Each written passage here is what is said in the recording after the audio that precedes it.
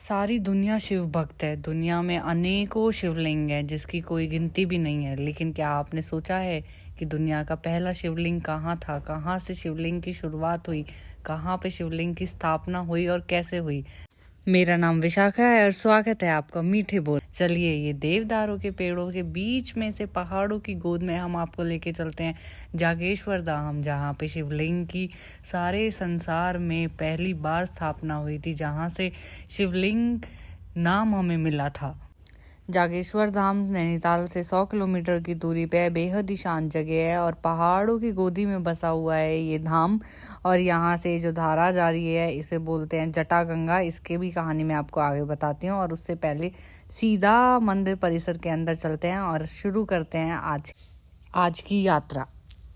जागेश्वर धाम के परिसर में टोटल 125 मंदिर हैं, जिसमें से कुछ बड़े मंदिर हैं जैसे केदारनाथ मंदिर, यहाँ का मेन मंदिर, हनुमान मंदिर और माता का मंदिर, और कुछ बहुत ही छोटे मंदिर हैं जिनके अंदर सिर्फ शिवलिंग मौजूद है।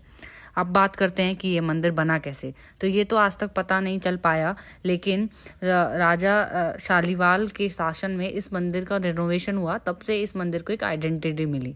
कहते हैं कि जब माता सती दक्ष के यज्ञ में भस्म हो गई थी, तो उनके दुख में शिवजी ने यज्ञ की भस्म लपेटकर इस जंगल में तप किया, और भगवान शिव कभी कभी दिगंब अवस्था में नाचते भी थे। जागेश्वर धाम में हमेशा से सप्तऋषियों का आना जाना रहता था और वो अपने परिवारों के साथ रहते थे। तो एक दिन ऋषियों की जो पत्नी थी वो जंगल में किसी काम से गई, और वहां उनकी नजर दिगंबर शिव पे पड़ी। शिव जी को देखकर, उनके तेज को देखकर वो सब वहीं पे बेहोश हो गई, लेकिन शिव जी अपनी धुन में मस्त थे और उन्होंने इन पे ध्यान ही नहीं दिया।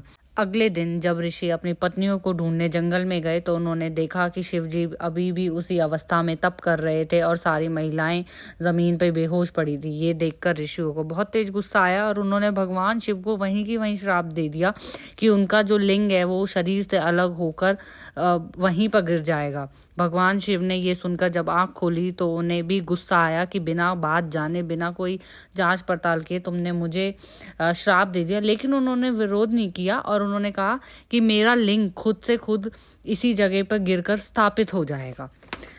उसके बाद लिंग के गिरते ही संसार में हाहाकार मच गया। ब्रह्मा जी ने ये सब देखकर ऋषियों को माता पार्वती के पास जाने के लिए बोला, क्योंकि एक पार्वती माता ही हैं जो शिव जी को शांत कर सकती हैं। फिर माता पार्वती ने योनि रूप में धरती पे आकर इस शिवलिंग को धारण किया, इसलिए इस शिवलिंग को आज योगेश्वर शिवलिंग के नाम से भी पुकारा जाता है।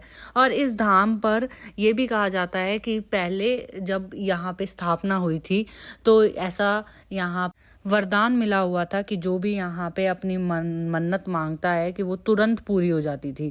लेकिन 8वीं सदी में जब शंकराचार्य यहाँ पर आए और इस वरदान का मिसयूज ज़्यादा होने लग गया था, तब उन्होंने भी काफ़ी टाइम यहाँ पे तप किया और इस चीज़ को रोका। उसके बाद अब से यहाँ पे मनोकामनाएं तो पूरी होती हैं, लेकिन सिर्फ सच्चे और अच्छे मन वालों लोगों की।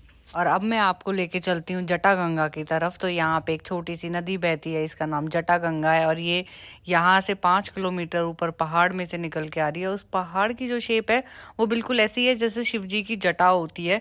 तो वहाँ से कहते हैं कि जो गंगा माता है वो यहाँ से शिव जी के ऊपर आई थी। शिवजी ने यहाँ पे उनको धारण किया था अपने सिर पे, और यहाँ से वो नीचे उतरी थी। जागेश्वर धाम की ये अनसुनी कहानी अगर आपको अच्छी लगी हो तो चैनल को लाइक, शेयर एंड सब्सक्राइब करना ना भूले।